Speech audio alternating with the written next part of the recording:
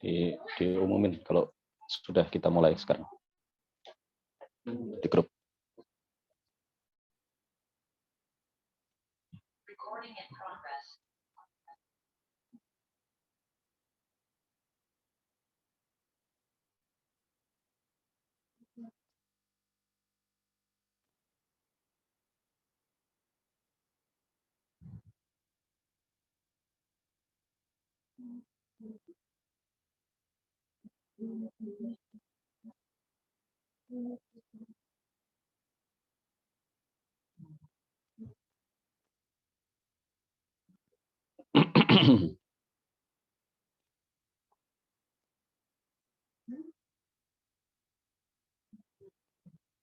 Baga, ini apa? Akun Nur Rahmat Abu Nabil. Mohon dijadikan co-host biar bisa share screen. Ya, Ustaz.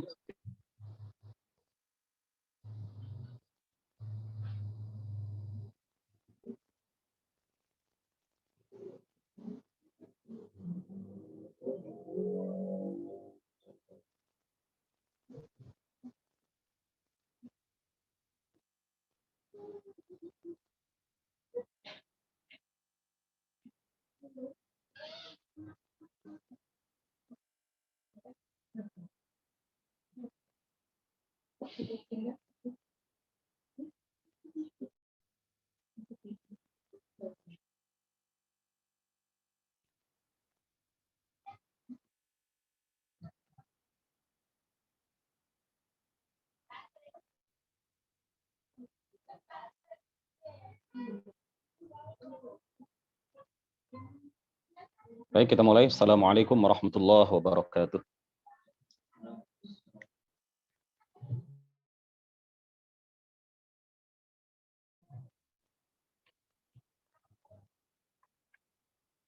Alhamdulillahi Rabbil Alamin. Wassalatu wassalamu ala sayyidina Muhammadin al-amin wa ala alihi wa sahbihi al-tayyibin al-tahirin. Rabbi syrah li sadri wa yassir li amri wa thabbitni ala al-iman.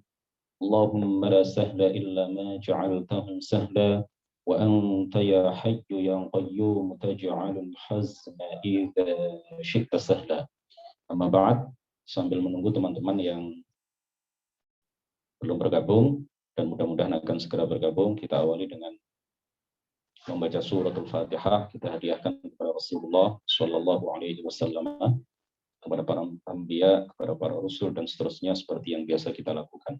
Ila asyrafin nabiyina Muhammad Rasulullah Shallallahu Alaihi Wasallam wa alihi wa dzurriyyatihi wa azwajihi wa ahli baitihi al-kiram wa ila arwahi ikhwanihi min al-anbiya wal mursalin was-sahabati wat-tabi'in wal awliya as-salihin والعلماء العاملين والملائكة المقربين والمجاهدين في سبيل رب العالمين وإلى المصنفين المخلصين ونخص خصوصا إلى سلطان الأولياء الشيخ عبد القادر الجيلاني والإمام أحمد الرفاعي الكبير وسلسلة رجال الطريقة الرفاعية وسلسلة رجال الطريقة القادرية وسلسلة رجال الطريقة النقشبندية وسلسلة رجال الطريقة العربية وإلى أرواح المسلمين والمسلمات والمؤمنين والمؤمنات من مشارق الأرض إلى مغاربها برها وبحرها خصوصا آبائنا وأمهاتنا وأجدادنا وجداتنا ومشايخنا ومشايخ مشايخنا وأساتذتنا وأساتذة أساتذتنا ونخص خصوصا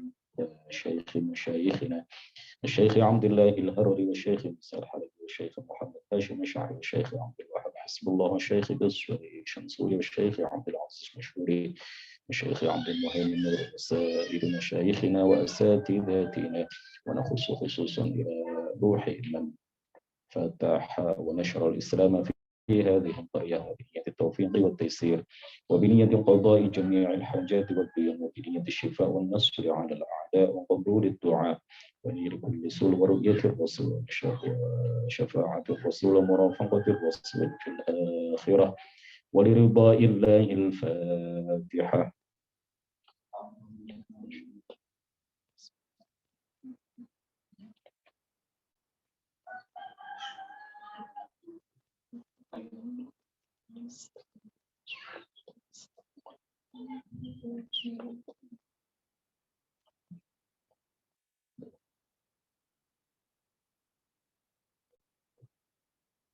Sampai apa? Pertemuan terakhir kemarin? 23. Soal jawab 23 ya. Mas Hanif, soal jawab nomor 23. Oh, nggak ikut ya kemarin Mas Hanif. Mas Indra? Soal jawab nomor 23. Sekarang 24 ya. Suara saya jelas ya, yang online? Jelas suaranya? Jelas ya. Baik. قال المؤلف رحمه الله تعالى ونفعنا به وبعلومه وأمدنا بأمداده وأفاض علينا من بركاته آمين.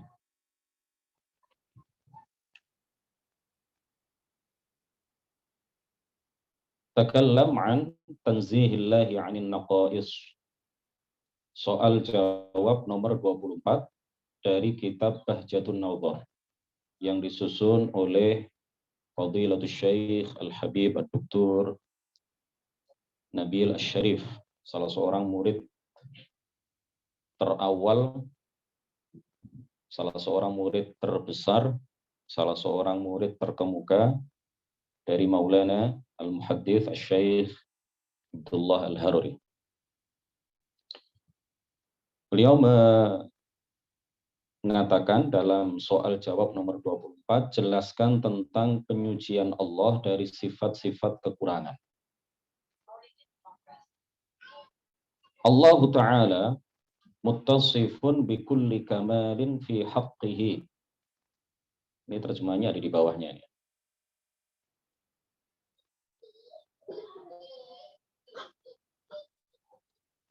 Saya bolak-balik gini ya. Kelihatan ini ya. Allah Ta'ala muttasifun bikulli kamalin fi haqqihi. Allah Ta'ala bersifat dengan semua kesempurnaan baginya. Munazzahun an kulli naqsin ay ma la yaliqu bihi ta'ala. Dan maha suci dari semua kekurangan, yakni maha suci dari sifat-sifat yang tidak layak baginya.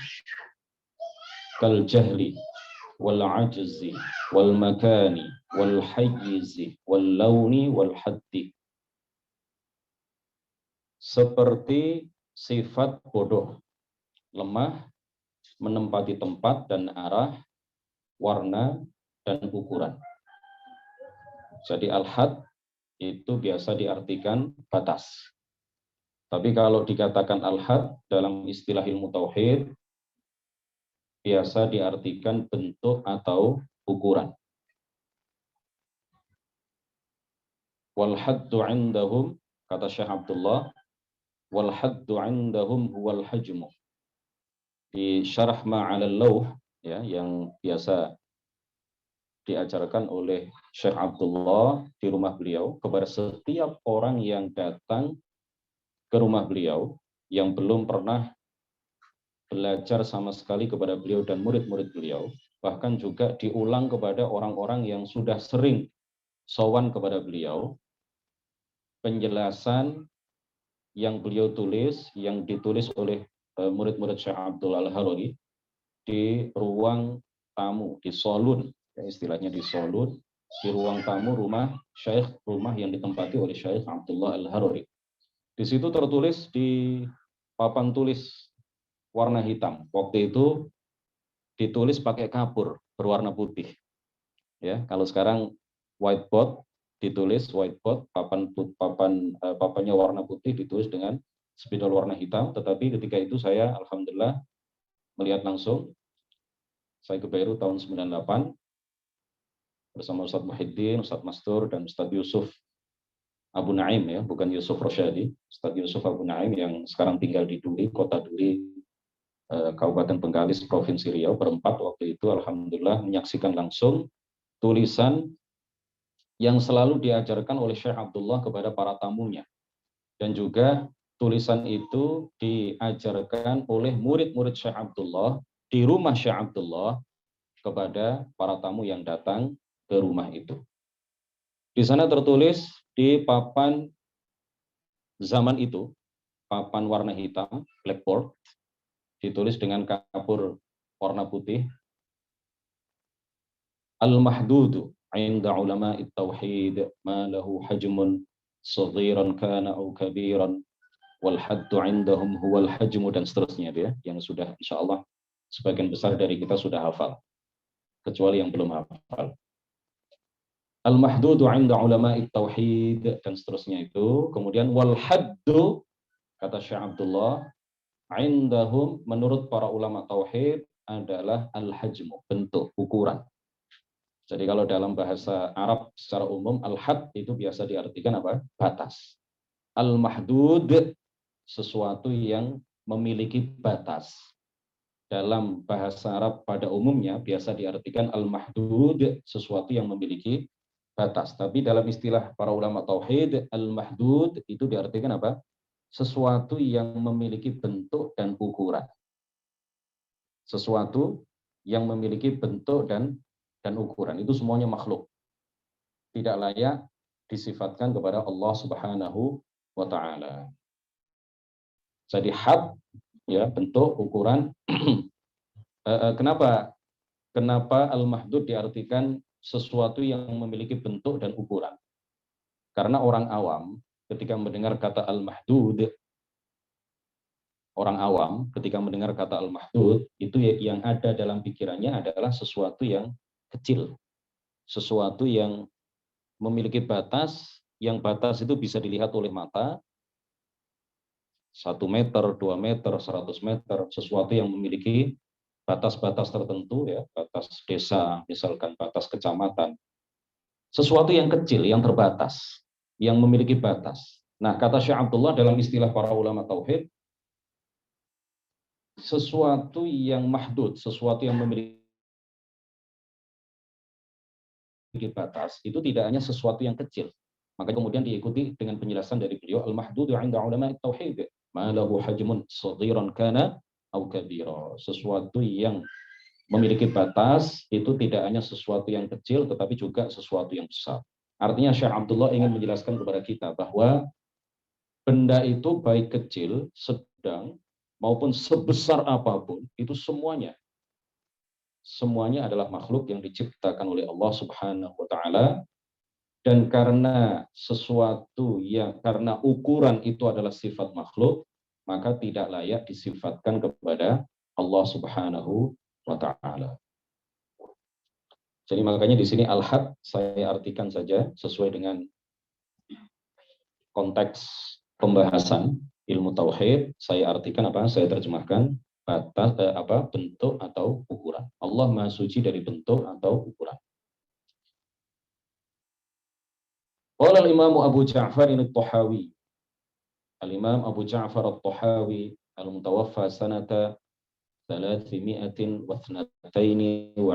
Hijriyatan, yang wafat pada tahun 322, versi yang lain 321.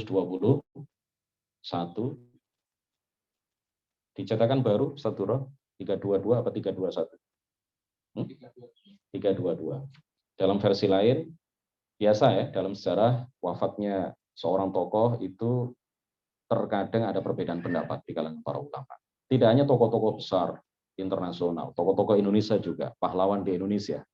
Itu kadang-kadang juga ada perbedaan pendapat di kalangan para ahli sejarah, wafatnya tanggal berapa, bulan apa. Itu terkadang tokoh-tokoh tertentu itu ada perbedaan pendapat di kalangan para ahli sejarah, di kalangan para sejarawan. Beliau mengatakan ta'ala ay Allah Subhanahu wa ta'ala Maha Suci, 'anil hududi, dari bentuk-bentuk, wal ghayati,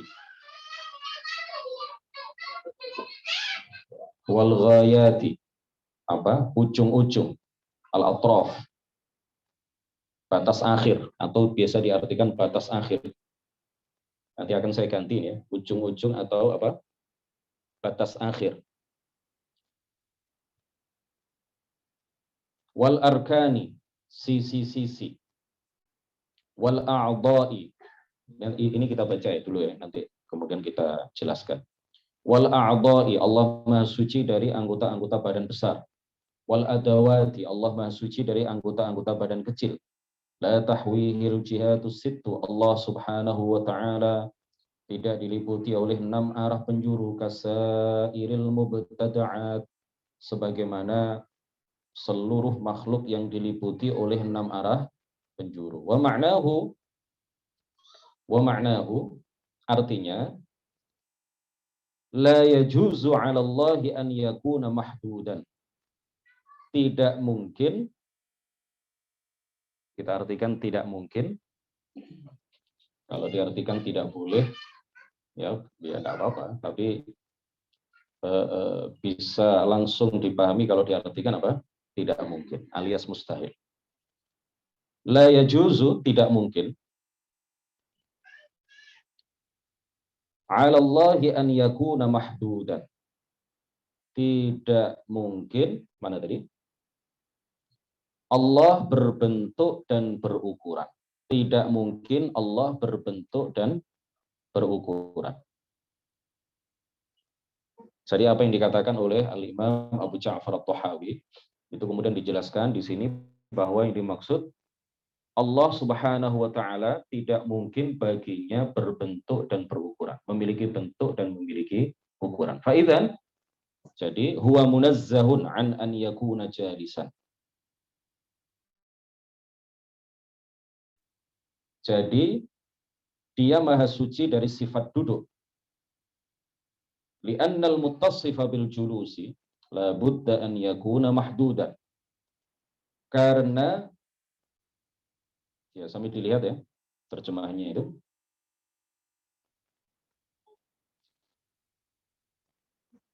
Karena yang bersifat dengan duduk pasti memiliki bentuk. Pasti memiliki bentuk. Nanti akan kita jelaskan. La budda diartikan apa? Pasti, bukan harus. Ya, diartikan apa di sini? Pasti. Kalau diartikan harus nanti membingungkan.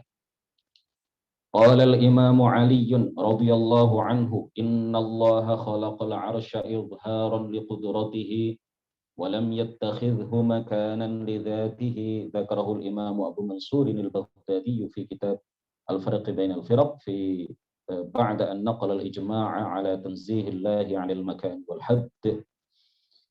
Imam Ali radhiyallahu anhu wa karrama wajhahu, beliau berkata, sesungguhnya Allah menciptakan arasy untuk menampakkan kekuasaannya, tidak untuk menjadikan arasy tempat bagi zatnya. Disebutkan oleh Imam Abu Mansur al-Baghdadi dalam kitab Al-Farq bain al-Firaq setelah mengutip ijma' atas kesucian Allah, atas kemahasucian Allah dari tempat dan bentuk. Anil makani wal haddi, dari tempat dan bentuk.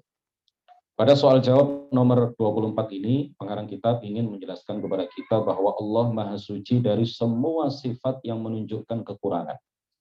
Allah Maha Suci dari semua sifat yang menunjukkan kelemahan. Allah Maha Suci dari semua sifat makhluk. Di antara sifat yang menunjukkan kekurangan yang disebutkan di dalam kitab ini adalah sifat bodoh, tidak mengetahui sesuatu. Sifat lemah, menempati suatu tempat. Jadi menempati suatu tempat itu adalah sifat yang menunjukkan kekurangan. Kenapa? Karena menempati suatu tempat itu berarti membutuhkan kepada yang lain.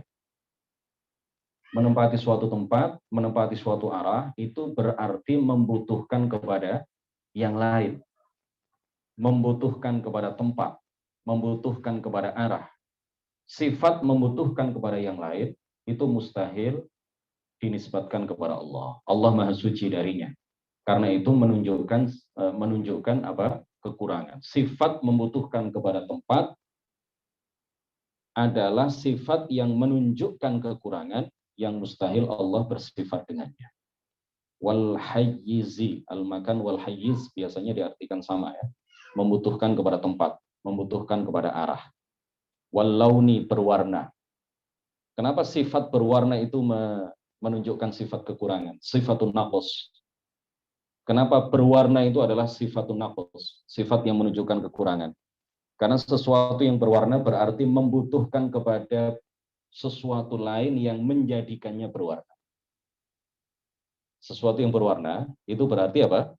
Membutuhkan kepada sesuatu lain yang menciptakannya dalam warna tertentu, yang menjadikannya dalam warna tertentu. Butuh kepada yang lain, sekali lagi adalah sifatun naqs. Sifat yang menunjukkan kekurangan. Wal had, bentuk, berbentuk, berukuran. Ini juga adalah sifat kekurangan. Kenapa? Karena sesuatu yang berbentuk membutuhkan kepada sesuatu lain yang menjadikannya dalam bentuk tertentu.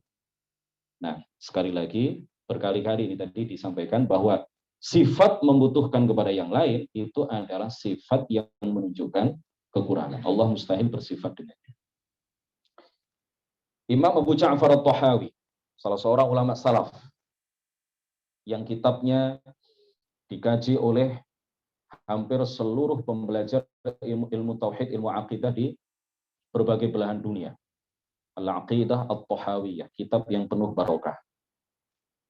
Kitab yang menunjukkan keberkahan kandungannya dan keberkahan pengarangnya, sehingga dipelajari oleh ribuan bahkan jutaan para santri, diajarkan oleh jutaan para kiai, para syekh di berbagai belahan dunia, dari masa ke masa. Dari masa beliau sampai sekarang masih dikaji.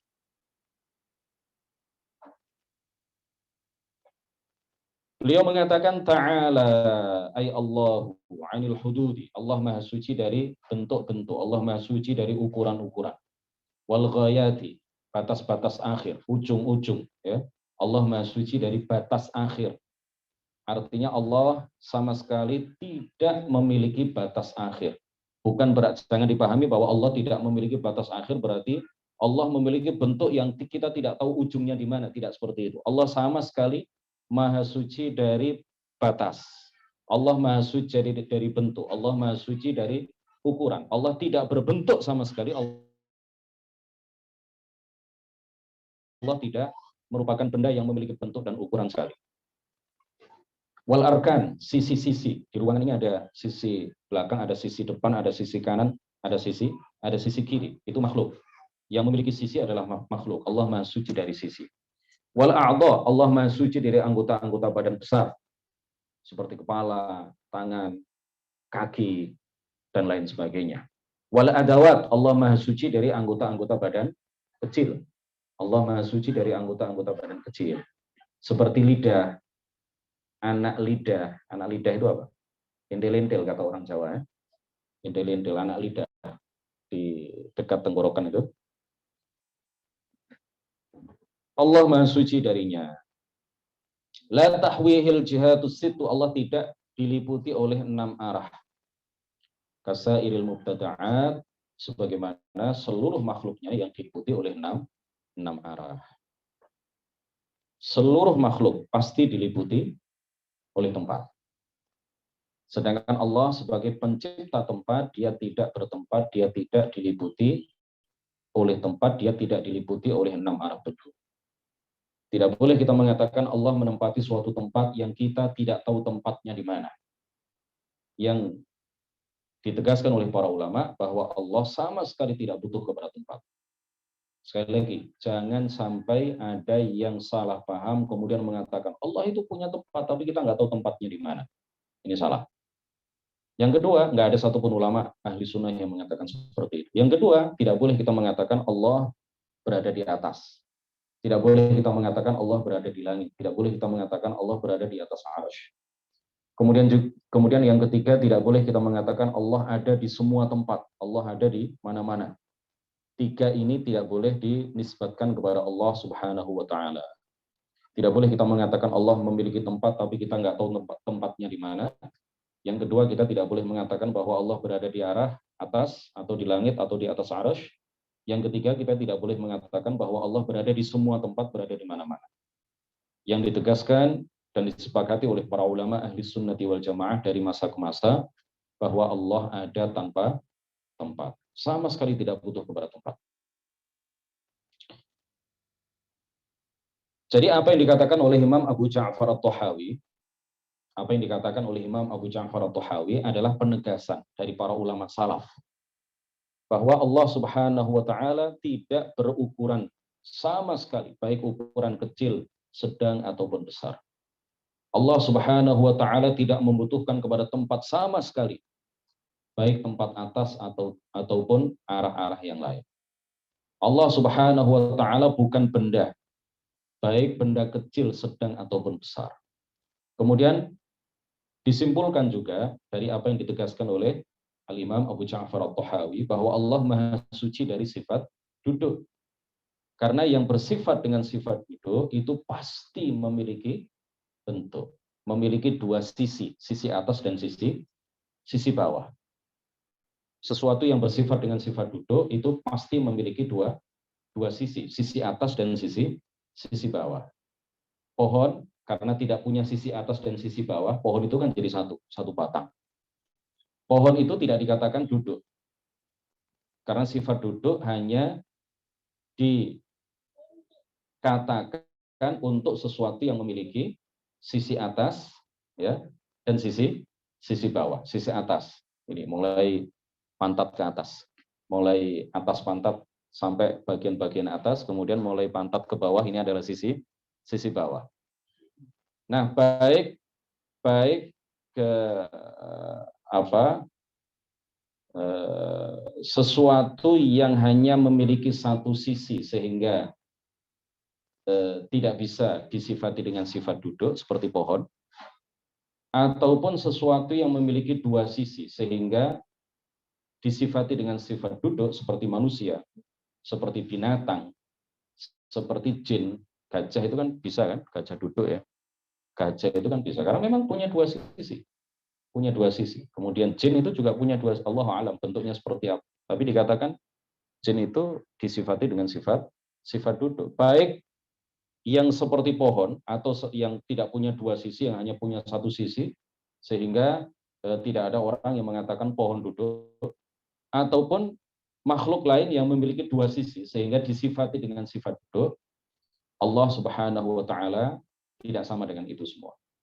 Allah taala tidak sama dengan itu semua. Jadi orang yang menyifati Allah dengan sifat duduk itu artinya menyamakan Allah dengan manusia, menyamakan Allah dengan binatang, menyamakan Allah dengan jin. Orang yang mengatakan bahwa Allah memiliki sifat duduk, itu artinya menyatakan bahwa Allah punya dua sisi atas dan sisi bawah. Paham ya? Imam Ali mengatakan Allah Subhanahu wa taala menciptakan arasy itu bukan untuk dijadikan tempat tinggal, tetapi Allah Subhanahu wa taala menciptakan arasy untuk menampakkan sifat maha kuasanya. Ini disebutkan oleh Al-Imam Abu Mansur Al-Baghdadi. Al-Imam Abu Mansur Al-Baghdadi, seorang ulama besar dalam mazhab Syafi'i. Beliau mengarang kitab Al-Farqu Bainal Firaq. Beliau menyebutkan 73 golongan. Beliau menyebutkan di dalam kitab itu 73 golongan.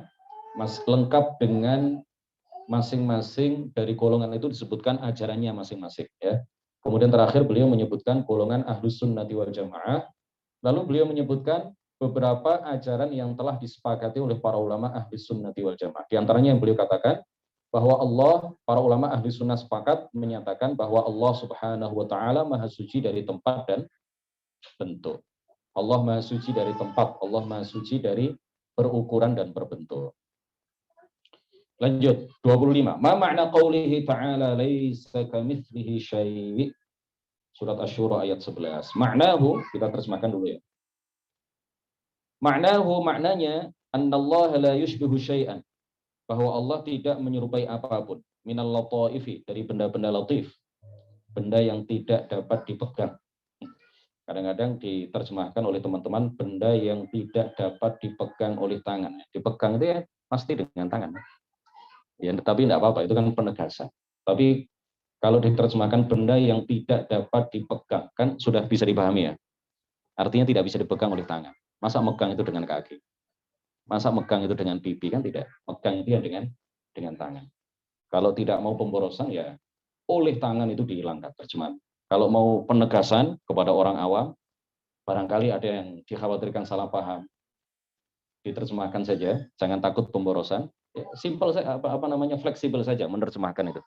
Nggak usah menerjemahkan itu pokoknya paham apa yang diterjemahkan ya.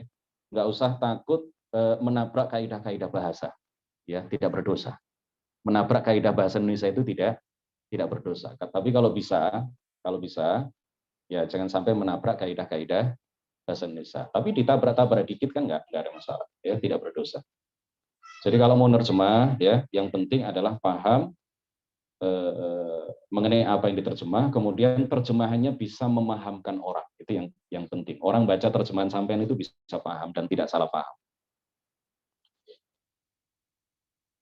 Wal kathaifi, benda-benda kathif, benda yang tidak dapat dipegang. Wal ulwiyat, benda-benda di alam atas. Wasufliyat, benda-benda di alam bawah. Allah tidak menyerupai apapun dari benda yang tadi sudah kita sebutkan. Qala ta'ala walam yakul lahu kufuwan ahad. Ini kita terjemahkan dulu. Walam yakul lahu kufuwan ahad. Allah Subhanahu wa taala berfirman, walam yakul lahu kufuwan ahad, dan tidak ada yang setara dengan dia. Aila nadhira lillahi biwajhin minal wujuh. Yakni tidak ada yang serupa dengan Allah dari semua segi. Dari semua segi. Terkadang diterjemahkan baik dari satu segi maupun semua segi. Baik dari satu segi maupun semua segi. Ya, tidak salah ya. Diterjemahkan Allah tidak serupa dengan makhluknya dari semua segi. Dari semua segi itu kan artinya dari satu segi dan dari semua segi. Tapi terkadang terjemahan Syah itu kan ingin menjelaskan ilmu tauhid secara atau dengan uslub, dengan gaya bahasa yang dipahami oleh semua lapisan, semua kalangan. Syah itu kadang menyampaikan baik dari satu segi maupun dari semua segi.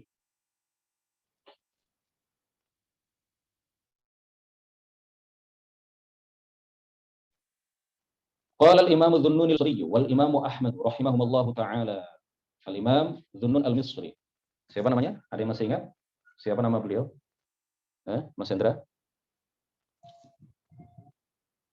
Mbak Ida, siapa namanya? Imam Dhunnun al-Misri, ini julukan ya.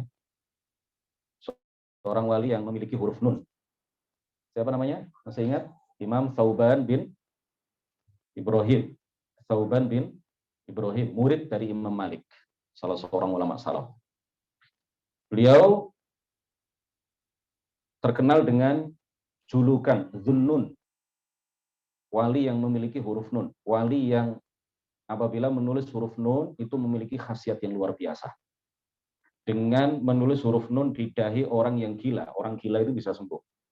Dengan hanya menulis huruf nun dengan jari beliau tanpa spidol, tanpa alat tulis, tanpa tinta, beliau menuliskan huruf nun di dahi orang yang kesurupan jin, itu jinnya langsung keluar. Makanya kemudian Al-Imam Thauban bin Ibrahim itu mendapatkan julukan Dhunnun, wali yang apabila menulis huruf nun itu khasiatnya luar biasa, ya, lain daripada yang lain. Orang itu kan mengeluarkan jin itu kan membaca ayat kursi, membaca surat Al-Baqarah dan lain sebagainya. Beliau hanya menuliskan huruf nun. Di dahi orang yang kesurupan itu dituliskan huruf nun, gitu ya. Menulis huruf nun dengan tangan beliau, dengan jari beliau, langsung keluar jinnya. Orang gila, beliau tuliskan huruf nun di dahinya, gilanya langsung sembuh. Luar biasa. Ini wali yang memiliki karomah yang ajib, ya, karomahnya ajibah. Nah, di Al-Quran itu ada Dhunnun juga, ya. Di Al-Quran itu ada seorang nabi yang berjuluk Dhunnun. Bedakan antara Dhunnun yang sekarang kita bahas dengan Dhunnun yang disebutkan di dalam Al-Quran. Dhunnun yang disebutkan di dalam Al-Quran itu bukan Dhunnun yang tadi kita ceritakan. Dhunnun yang ada di dalam Al-Quran itu adalah julukan bagi Nabi Yunus alaihissalam. Dan kata nun di dalam Dhunnun yang merupakan gelar dari Nabi Yunus itu bukan nun pada Dhunnun sebagai gelar bagi Al-Imam Thauban bin Ibrahim. Nunnya itu beda. Jadi nun pada julukan Dhunnun pada diri Al-Imam Thauban bin Ibrahim itu beda dengan nun yang ada pada julukan Dhunnun yang merupakan gelar bagi Nabiullah Yunus alaihissalam. Dhunnun yang kita bahas tadi, nunnya itu huruf nun. Tapi kalau Dhunnun yang ada di dalam Al-Quran yang merupakan gelar bagi Nabi Yunus, itu nama bagi ikan. Ikan nun, ya, ikan nun. Ikan nun itu adalah al-hut, gitu ya. Ikan paus raksasa atau ikan raksasa. Allahu alam, yang benar paus apa hiu. Pokoknya ikan raksasa, ikan yang luar biasa besar. Jadi disebutkan di dalam Al-Quran An-Nun, ya, Dhunnun itu adalah orang yang pernah ditelan oleh ikan nun, yaitu Nabi Yunus. Nabi yang pernah ditelan oleh ikan hut atau ikan nun, atau ikan yang bentuknya besar, ikan raksasa. Jadi Dhunnun ada Dhunnun wali, ada Dhunnun Nabi. Dhunnun Nabi adalah Nabiullah Yunus alaihissalam. Dhunnun wali adalah Imam Thauban bin Ibrahim, murid dari Imam Malik radhiyallahu anhu, salah seorang ulama salaf. Beliau dan juga Imam Ahmad bin Hanbal mengatakan apa? Mahma tasawwarta bibalik fallahu bi khilafi dzalik. Mahma tasawwarta bibalik fallahu bi khilafi dzalik. Apapun yang terbayang dalam benakmu, maka Allah berbeda dengan itu. Wa qala al-Imam Abu Ja'far at-Tahawi fi 'aqidatihi wa man wasafa Allah bi ma'nan min ma'anil bashari faqad kafar. Dan barang siapa yang menyifati Allah dengan salah satu sifat manusia, ya cukup begitu diterjemahkan. Kadang-kadang ada yang menerjemahkan agak panjang, barang siapa yang menyifati Allah dengan salah satu dari sifat-sifat, salah satu sifat dari sifat-sifat manusia. Nah, terlalu panjang. Tapi tidak salah, nggak salah. Ya, nggak salah. Tapi terlalu panjang. Kalau bisa disingkat, lebih simpel. Dan barang siapa yang menyifati Allah dengan salah satu sifat manusia, bisa dipahami ya? Barang siapa yang menyifati Allah dengan salah satu sifat manusia, kan cukup begitu. Maka ia benar-benar telah kafir. Faqad kafara, maka ia benar-benar sungguh-sungguh telah kafir. Pada soal jawab nomor berapa tadi? Pada soal jawab nomor 25, pengarang kitab menjelaskan tentang makna ayat yang kita semuanya sudah hafal, laisa kamitslihi syai'. Ayat laisa kamitslihi syai' ini adalah ayat yang paling jelas, paling gamblang, paling terang benderang di dalam Al-Quran, yang menjelaskan kepada kita bahwa Allah sungguh-sungguh berbeda dengan makhluk, sungguh-sungguh berbeda dengan segala sesuatu selainnya. Ayat yang paling jelas yang menerangkan bahwa Allah berbeda dengan segala sesuatu adalah ayat laisa kamitslihi syai'. Ayat yang paling utama di dalam Al-Quran adalah ayat kursi, bukan ayat 11 dalam surat Asy-Syura ini. Ayat yang paling mulia, ayat yang paling utama adalah apa? Ayat kursi. Sedangkan ayat yang paling jelas di dalam Al-Quran yang menerangkan kepada kita bahwa Allah betul-betul berbeda dengan segala sesuatu selainnya adalah surat Asy-Syura ayat 11 yang berbunyi laisa kamitslihi syai'. Ada beberapa penguatan makna di dalam ayat ini. Sehingga ayat ini betul-betul menyandang gelar ya, sebagai ayat yang paling jelas, paling kuat, paling eksplisit di dalam menerangkan Allah berbeda dengan segala sesuatu. Ada beberapa penguatan makna di dalam ayat ini. Yang pertama, kata syai' difirmankan oleh Allah Subhanahu wa taala dalam bentuk nakirah. Yufid asy-syumul wal umum, ya. Memiliki makna menyeluruh dan umum. Kata syai' di dalam ayat ini difirmankan oleh Allah dalam bentuk nakirah, sehingga memiliki makna menyeluruh dan umum. Ini penguatan makna yang pertama. Artinya Allah berbeda dengan apapun, berbeda dengan siapapun. Tidak ada pengecualian. Ya, berbeda dengan apapun dan berbeda dengan siapapun tanpa pengecualian. Menyeluruh dan umum, karena bentuknya adalah apa? Nakirah. Yang pernah belajar nahwu, ya, walaupun tingkat dasar itu pasti kenal apa itu nakir, pasti tahu istilah nakirah dan ma'rifah. Kemudian penguatan makna yang kedua, kata nakiroh, kata nakiroh yang berupa syai ini terletak pada kalimat nafi, terletak pada kalimat negatif,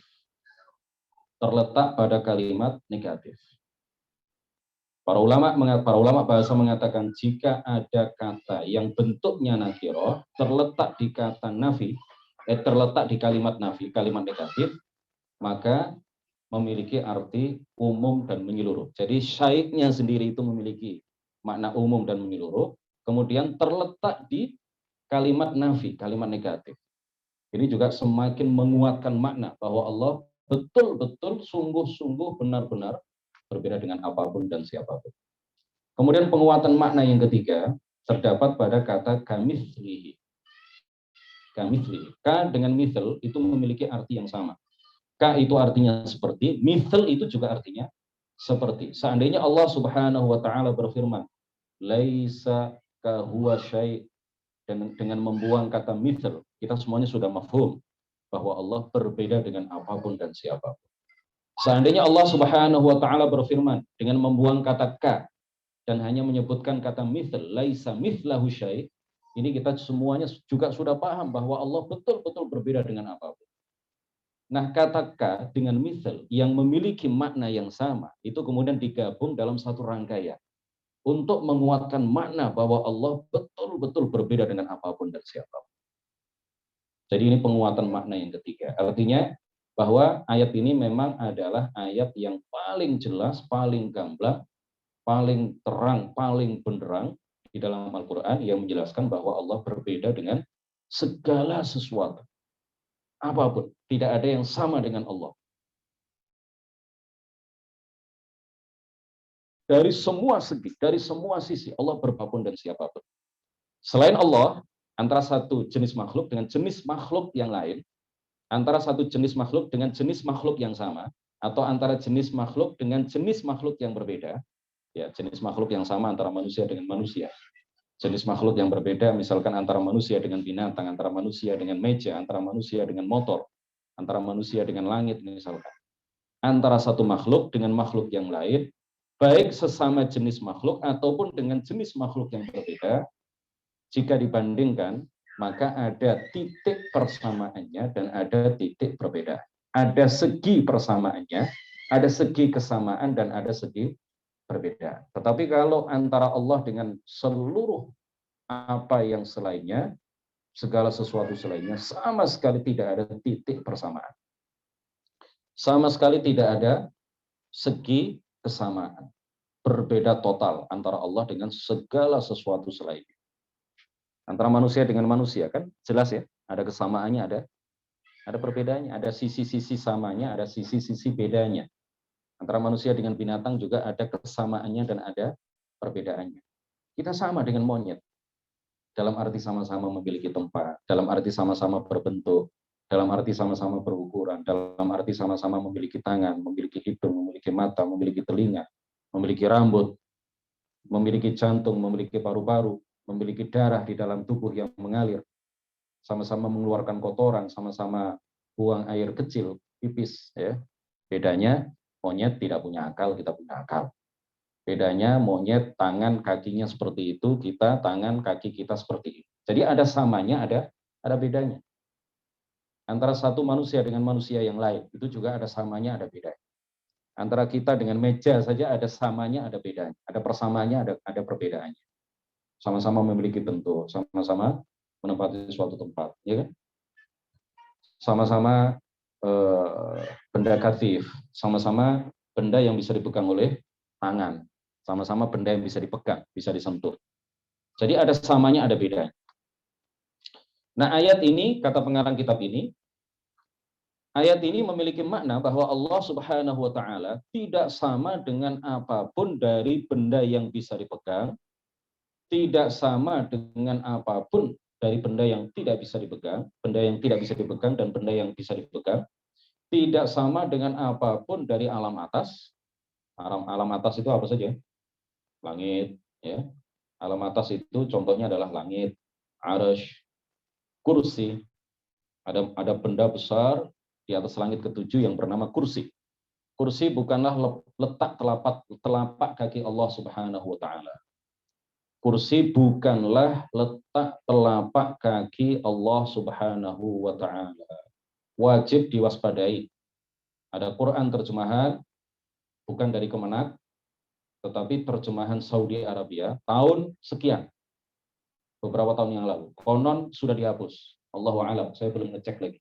Ada Quran terjemahan terbitan Saudi, bukan terbitan Kemenak, ya. Jadi ada bedanya. Dulu waktu di Aliyah, saya dapat tugas dari kiai saya dan teman-teman satu kelas untuk menulis perbedaan antara Quran terjemahan versi Kemenak dengan Quran terjemahan yang tertulis terbitan Kemenak, tetapi dicetak di Saudi. Apa saja perbedaannya? Ternyata banyak. Kami mendapatkan sekian puluh apa sekian ratus waktu itu perbedaan, terutama pada ayat-ayat yang mutasyabihat, terutama pada ayat-ayat yang mengesankan seolah-olah Allah memiliki sifat-sifat makhluk. Itu beda antara terjemahan Kemenak dengan terjemahan Saudi, bukan terjemahan Saudi sebenarnya, dengan terjemahan yang dicetak di Saudi. Hati-hati ya. Jadi jangan belajar ilmu agama tanpa bimbingan seorang guru. Bahaya. Saya contohkan, ya, dalam konteks ini kita contohkan Quran terjemahan yang dicetak di Saudi, ya, yang dicetak di Saudi, Quran terjemahan bahasa Indonesia yang dicetak di Saudi, ya, berapa juta eksemplar itu kemudian dibagikan gratis ke berbagai lembaga pendidikan di Indonesia. Itu cetakan tahun kesekian, tahun 89 atau tahun 88. Ada ta'liq, ada footnote, ada catatan kaki ketika menerjemahkan ayat kursi, ya. Wasi'a kursiyyuhus samawati wal ardh. Di dalam catatan kakinya ditulis yang dimaksud kursi di dalam ayat ini adalah tempat bagi Allah untuk meletakkan telapak kakinya. Na'udzubillahi min dzalik. Wal 'iyadu billahi ta'ala. Jelas seperti itu, tertulis seperti itu. Yang dimaksud kursi menurut pendapat yang kuat katanya adalah tempat bagi Allah meletakkan telapak kakinya. Jadi makanya tadi saya mengatakan kepada kita semuanya bahwa kursi, benda besar yang ada di atas langit yang ketujuh, itu bukanlah tempat telapak kaki Allah Subhanahu wa taala, karena Allah Maha Suci dari telapak kaki. Khalid Basalamah, seorang tokoh Wahabi yang viral, mengatakan Allah duduk di atas arasy dan telapak kakinya di atas kursi. Nah, itu jelas. Dia katakan seperti itu. Allah itu duduk di atas arasy dan telapak kakinya berada di atas kursi. Yang dimaksud kursi di sini adalah apa? Benda besar yang ada di atas langit ketujuh dan di bawah arasy. Wal'iyadu billahi ta'ala. Tidak boleh ya, orang yang mengatakan seperti itu jelas kita tidak boleh ragu bahwa orang yang mengatakan seperti itu kafir, keluar dari agama Islam, karena dia telah menyalahi ayat laisa kamitslihi syai'. Dia telah mendustakan ayat laisa kamitslihi syai'. Semakna dengan ayat laisa kamitslihi syai', wal ulwiyat, ya, alam atas itu adalah contohnya seperti apa? Arasy, kursi, malaikat. Malaikat sebagian besar di atas, sebagian di langit. Tidak ada jarak 4 jari di langit kecuali di situ ada malaikat. Artinya apa? Di langit itu penuh sesak dengan malaikat. Sampai terkadang langit itu terdengar suara atid. Suara apa? Atid. Atid. Atid itu artinya suara berderit, ya, suara kriak-kriak gitu lah. Sampean tahu mikrolet, kalau mikrolet tahun 80-an, ya, kalau kepenuhan penumpang itu kan kriak-kriak. Nah, langit itu kadang-kadang terdengar suara atid, terdengar suara berderit. Kenapa? Saking banyaknya malaikat yang ada di langit. Tidak ada tempat 4 jari. Ma fis sama'i mawdi'u arba'i asabi'a illa wa fihi malakun qa'imun aw raki'un aw sajidun ila yaumil qiyamah. Tidak ada jarak 4 jari di langit kecuali di situ ada malaikat yang sebagian berdiri, sebagian rukuk, sebagian sujud sampai hari kiamat. Artinya apa? Ya tidak berjarak sama sekali. Setiap jarak 4 jari di situ ada malaikat. Artinya apa? Antara malaikat dengan malaikat nggak ada jaraknya sama sekali. Penuh sesak langit itu dengan malaikat. Ya. Saking banyaknya malaikat yang berdesak-desakan di langit, sampai terkadang langit itu mengeluarkan suara berderit. Atid, ya, suara atid. Jadi kalau ada orang yang meyakini bahwa Allah Subhanahu wa taala bertempat tinggal di langit, itu artinya menjadikan Allah berdesak-desakan dengan malaikat. Tidak layak bagi Allah. Jadi di antara alam atas adalah malaikat, di antara alam atas adalah langit, ya, kursi, arsy, air yang berada di bawah arsy, surga, dan lain sebagainya.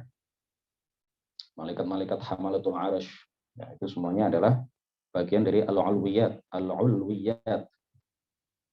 Kemudian ada as-sufliyat, ya, di sini disebutkan apa? As-sufliyat, di antaranya adalah bumi, manusia, jin, neraka, farsh.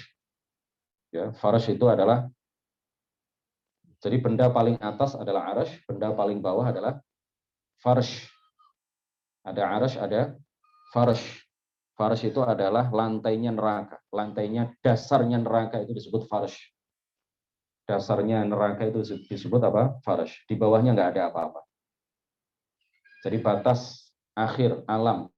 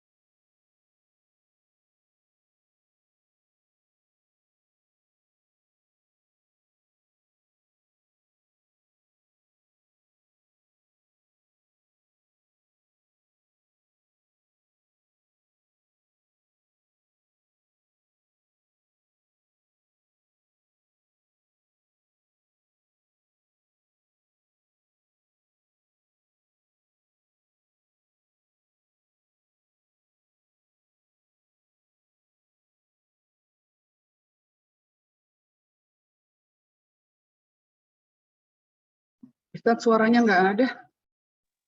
ya, oke. 5 menit lagi kita akhiri. Mudah-mudahan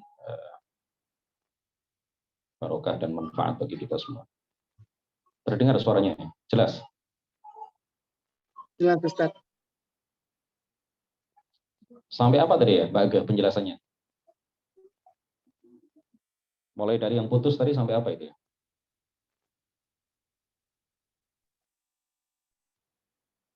Ini nanti terjemahnya saya share ya, secara berkala, insya Allah di grup.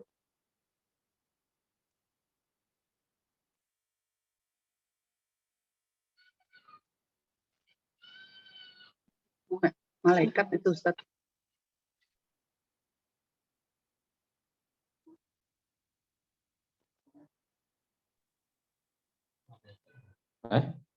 Dari malaikat. Malaikat tadi ya? Ya, langit itu penuh sesak dengan malaikat. Tidak ada jarak antara satu malaikat dengan malaikat yang lain. Jadi makna dari hadis tidak ada jarak 4 jari kecuali di situ ada malaikat. Ya, tidak ada jarak 4 jari di langit kecuali di situ ada malaikat. Artinya apa? Setiap di jarak yang hanya 4 jari itu di situ ditempati oleh malaikat. Artinya apa? Antara satu malaikat dengan malaikat yang lain itu tidak berjarak. Tidak apa? Tidak berjarak sama sekali. Penuh sesak dengan malaikat. Langit itu penuh sesak dengan malaikat. Oleh karena itu orang yang menjadikan, orang yang meyakini, menyatakan bahwa Allah Subhanahu wa taala bertempat tinggal di langit, itu artinya telah menjadikan Allah berdesak-desakan dengan malaikat, dan ini mustahil.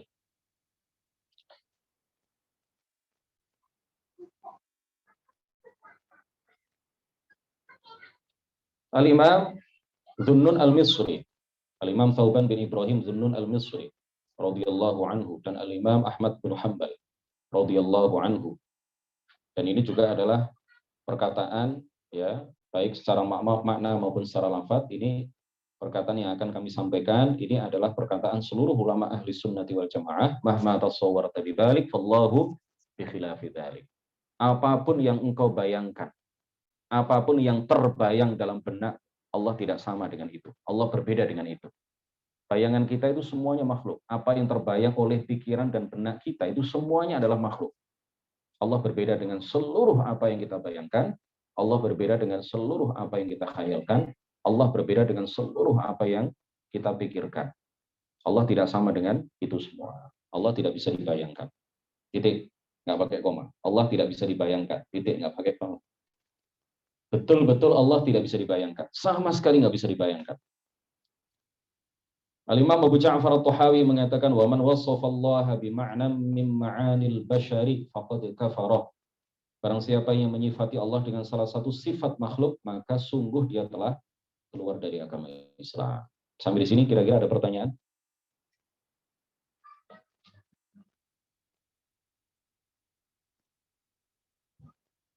Jika ada pertanyaan silakan.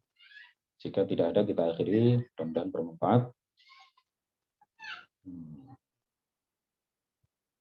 Stop.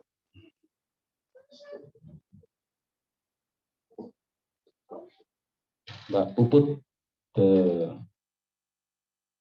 dikatakan tadi malaikat itu berdesak-desakan di langit. Apakah sama seperti manusia berdesak-desakan? Jadi bikin sesak, ngap, panas, dan lain-lain. Malaikat itu kan tidak disifati dengan sifat letih. Berdesak-desakan di sini dalam arti nggak ada jarak sama sekali. Ya, jangan dibayangkan berdesak-desakannya malaikat di langit itu sama dengan berdesak-desakannya manusia di Metro Mini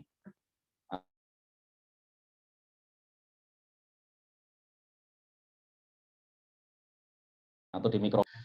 Malaikat ini ada telepon lagi.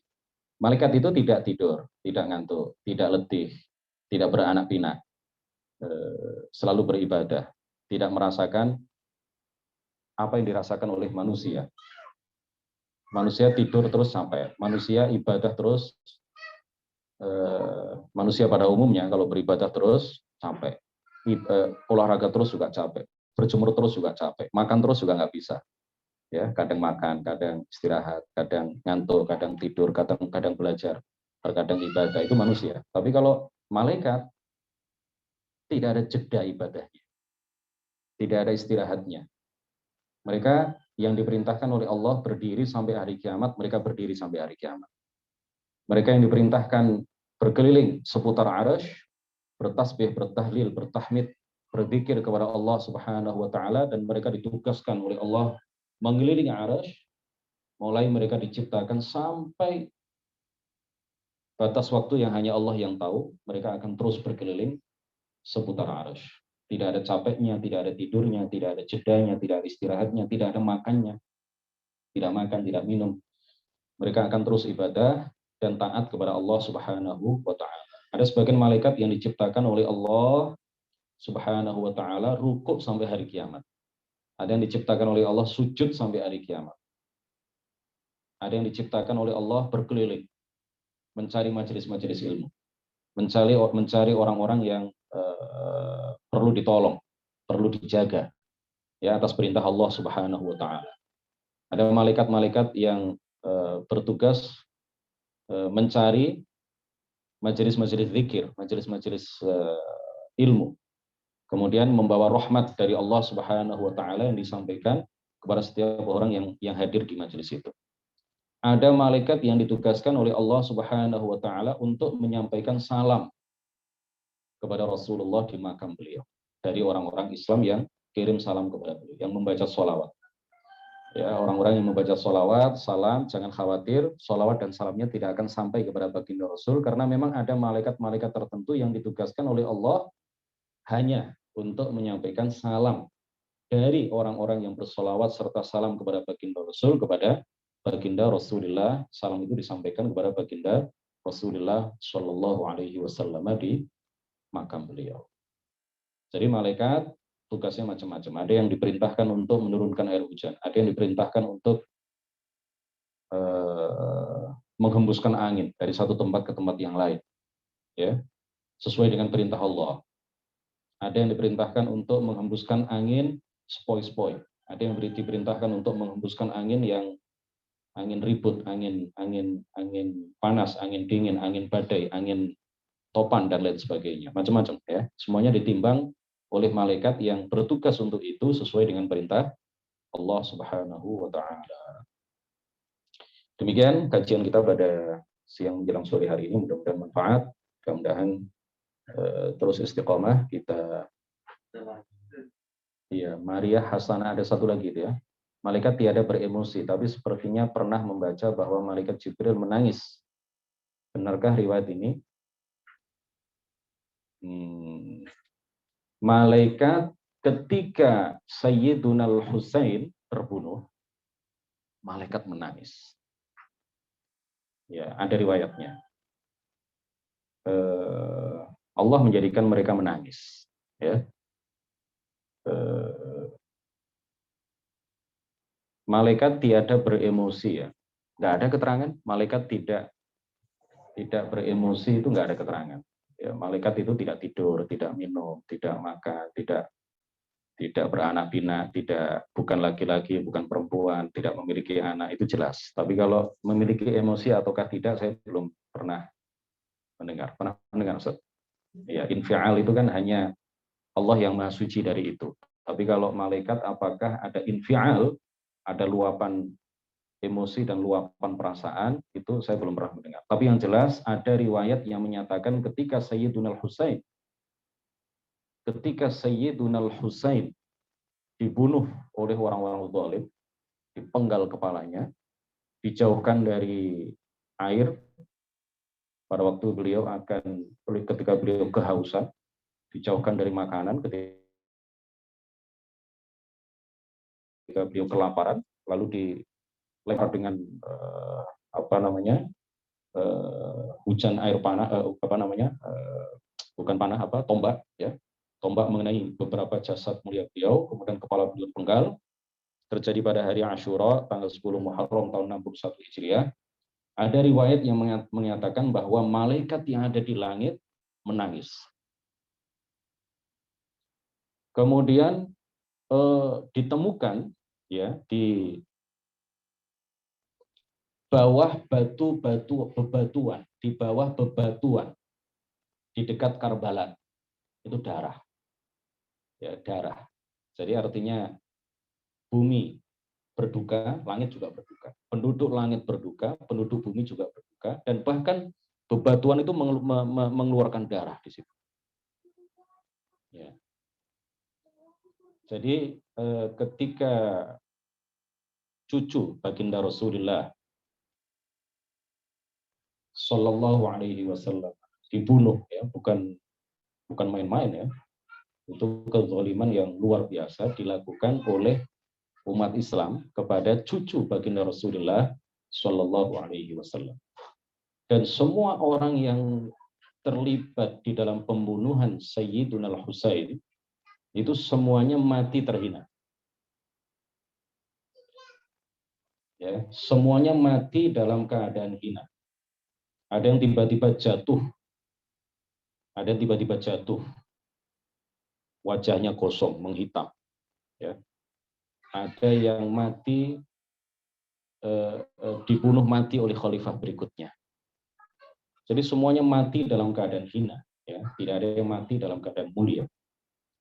Semua, ya, tanpa terkecuali, semua yang terlibat di dalam pembunuhan Sayyiduna Al-Husain semua mati dalam keadaan hina. Tidak ada satupun yang matinya wajar.